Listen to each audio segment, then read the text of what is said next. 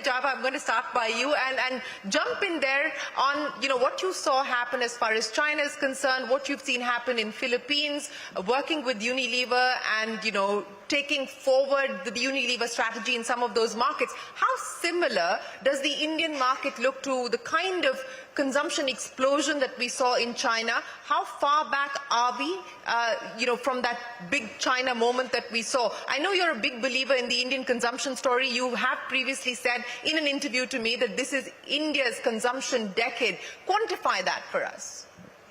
Thanks, Shireen. Happy to kick off, and thanks again, Falguni and the Nykaa team for having me here. It's really a privilege to partner with you in this journey of transforming India's beauty industry, shaping it together. But just speaking about beauty to begin with, because that's why we are here. And if you looked at the per capita income, the consumption of the beauty industry at the moment, cleansing and care is very, very small at the moment in India. It's about $2 or thereabouts. You go further up to the east, to Indonesia, it's about 8. You go to China, it goes to 30. So, and you go further up to Japan, I promise you it's even higher. And when I was in China, we used to look at Japan and say, listen, if you draw the curve of the consumption with per capita, this is where China's going. And China was $40 billion in scale at that time, a few years back, not including colors and so on and so forth. So there was enough headspace for China alone to basically go to the next level. So if you look back at, I've been fortunate to be in so many markets to see the curve of how the industry develops. I think from an India point of view, we are in the foothills of a massive mountain, and we will reach massive heights, and the potential is infinite, at least in our lifetime, because we're talking 1.4 billion people. If you look at just the top 50 million, let's say, more affluent people, many of them are here, and then they're already using 5 or 6 steps. You call it stepification, the regime in HUL we call it, and therefore the beauty consciousness and the aspiration is already been unlocked, especially even in more macro, larger population base through Instagram, through Facebook and other such social media.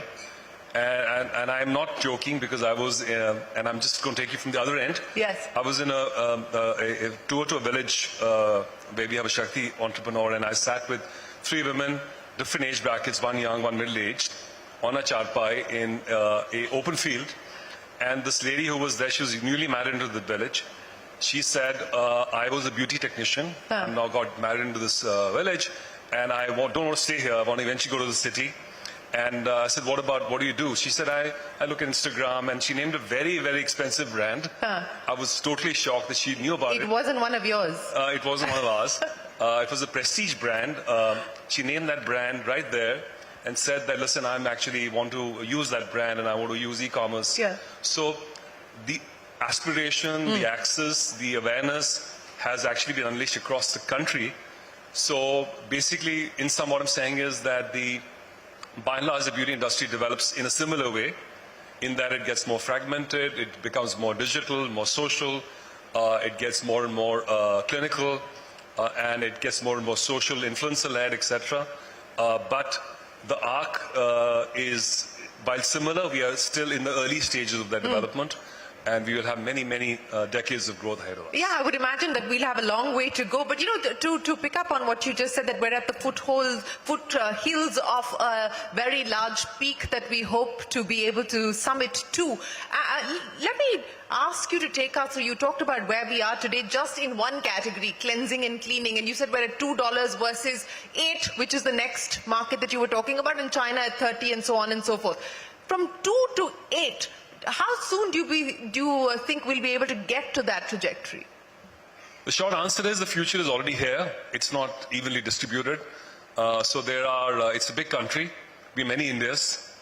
You can call them Alpha, 1, 2, 3. We have various terms across different companies, and I'm sure we segment the market. So there is already, as I mentioned, 50, 60 million people, which is the size of a UK, for instance. Which is already middle income in affluence, middle income in habits, is already consuming at that level. And we have therefore many Indias at the same time, and what successful companies will have to do in India is to be a beauty shaper, as we've been as HUL. We've been here for a long time in this industry. is to serve all segments with different product solutions, with what they can afford, and democratize many of the benefits that people see and hear about, but truly want to experience through different brands. So it's going to be a portfolio play to address different segments at the same time.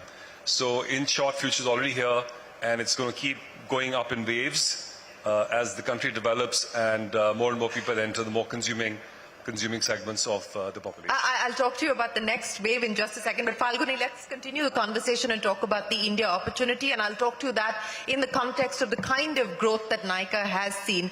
You're 35 million customers on the platform at this point in time. You're not just digital, you're also now present across different cities. You've got 200 stores at this point in time. Just going by the beauty numbers, your beauty GMV is up 28% to 2,543 crores. Beauty revenue at 1,594 crores is up 23%. I'm not asking you to forecast for us what the next quarter is going to look like. We don't want SEBI to come down on us. But, what could this number look like over the next few years? No, I think if we go back when Nykaa was started just about 12 years ago, the per capita consumption in India was as low as beauty and personal care was as low as $6. And today we are at about $15 per capita. And even this, for our income level, is below where we should be.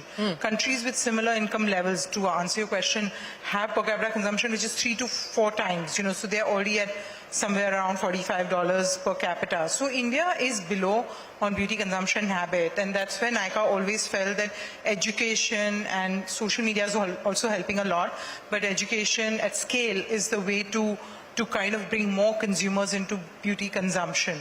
And that is happening very rapidly. And exactly to answer your question, like Rohit said, we also see that our top quartile, percentile, we internally call them California users. So they already behave like California users in per capita consumption, but at the same time, the marginal customer also comes at a very low consumption level. And the whole trick is to get them more involved, get them more educated, and get them to buy more.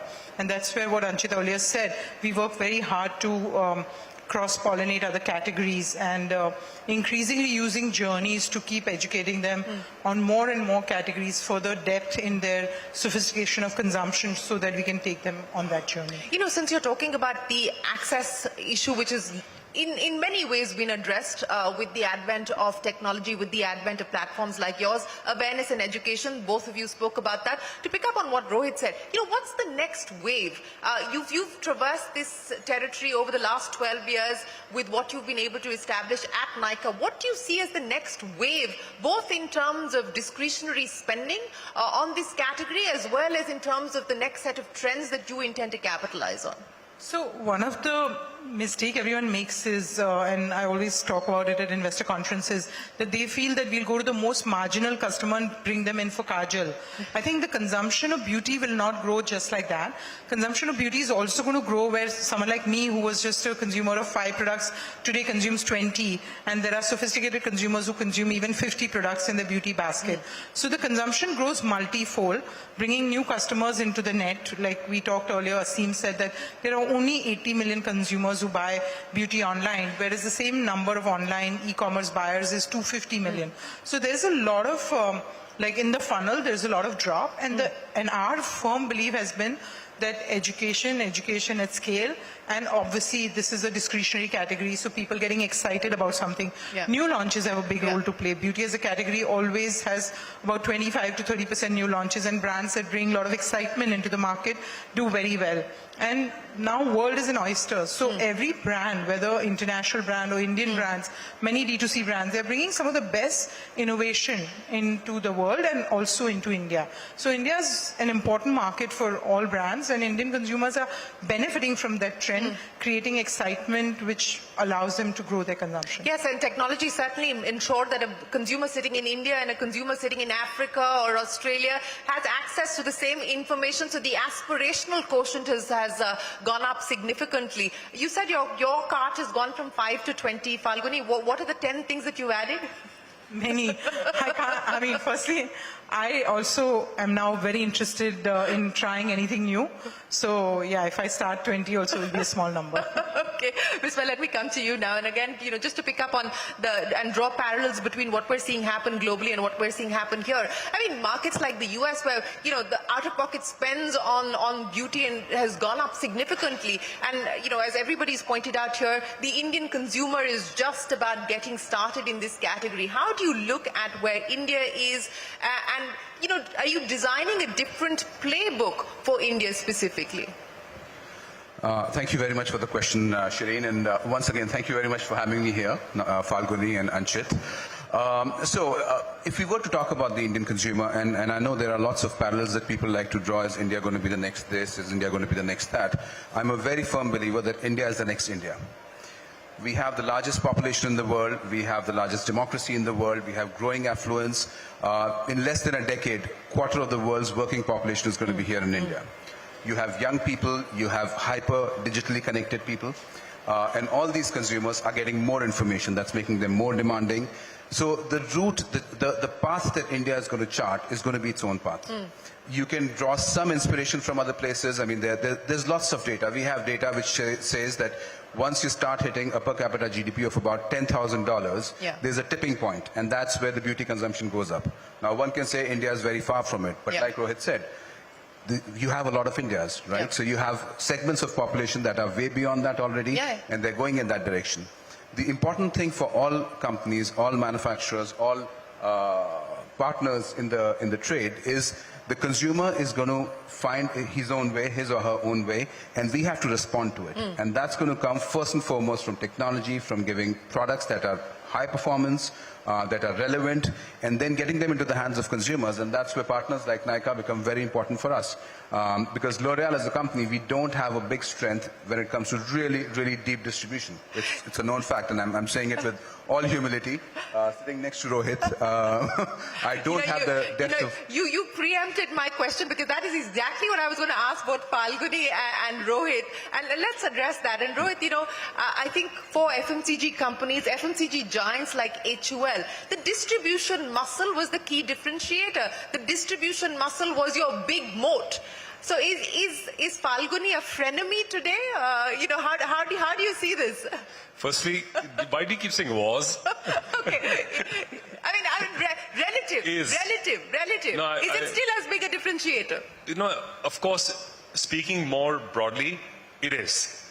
Because all of us have lived in this country, and I don't want to speak too much about it, but getting to the last, and it doesn't happen overnight. It takes tens of years of organic network building and demand creation and demand serving for that to happen. So indeed, reaching in every part of the country is not an easy task, and it's therefore indeed continues to be an important moat that I'm actually honored to carry forward as a legacy. Now you're speaking about, I think the question is are you frenemies? No, I don't think that's the way to look at it, because frankly consumers, how do the consumers shop in Nykaa? They shop, they go there for content, for education, for awareness building, for experience. They probably go there by actually looking at some content in a social media site. They probably sometimes buy in the platform, sometimes they buy off the platform. So consumers have no enemy or friend. They're only their own friend. So they are omni-channel in behavior and consumption. So it does happen that for the kind of consumer that Nykaa serves, which is the top 30, 40, 50 million, even 100 million, for them e-commerce and digital way of life is quite organic, and they would tend to buy a lot. And once they experience the service, the packaging, and the after sales and the content in Nykaa, maybe they get engaged. And I'm sure that's your intention, to build a whole lifetime value. So that's a segment of customer that is being served, and a segment of shopping mission that is being served by Nykaa. So for other shopping missions, whether it's something which is more today's need, or a Dove soap, 10 rupee Dove soap in a rural outlet, you have to be physical. And I promise you, I've seen Dove soap at 10 rupees, or the small versions of that in outlets like that, or a sachet version of a Pond's sunscreen, and so on and so forth. So it's about serving multiple shopping missions and respecting the fact that consumers are omni-channel in their behavior. And for certain shopping missions, certain shoppers, Nykaa is the destination platform.